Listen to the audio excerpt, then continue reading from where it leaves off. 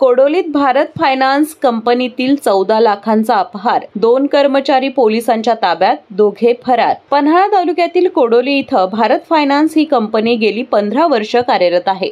या कंपनीच्या माध्यमातून छोट्या स्वरूपाची कर्ज वितरित केली जातात। वितरित केलेल्या कर्जाच्या वसुलीसाठी या शाखेमध्ये 7 कर्मचारी कार्यरत आहेत। यापैकी रणजित कांबळे, यश घोटणे, आकाश शिंदे आणि तेजस्विनी पाटील या 4 कर्मचाऱ्यांनी ग्राहकांनी त्यांच्याकडे हप्ते भरण्यासाठी दिलेली रक्कम परस्पर गायब केली।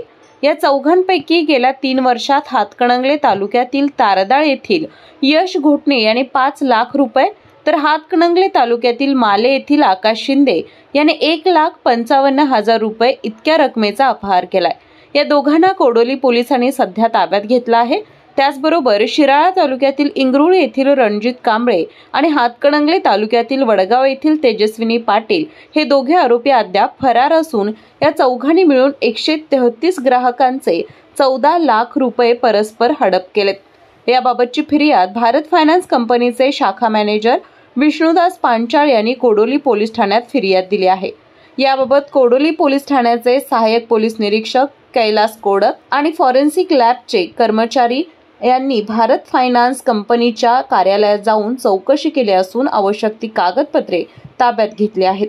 या सर्व प्रकारामध्ये अजून काही व्याप्ती वाढत आहे का? तसंच फरार रणजित कांबळे आणि तेजस्विनी पाटील यांचा शोध कोडोली पोलीस घेत आहेत।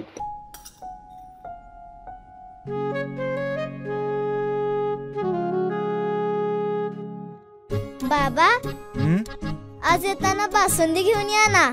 अगं, कालच आपण आईचा वाढदिवस होता म्हणून आणली होती ना। ऐकलं?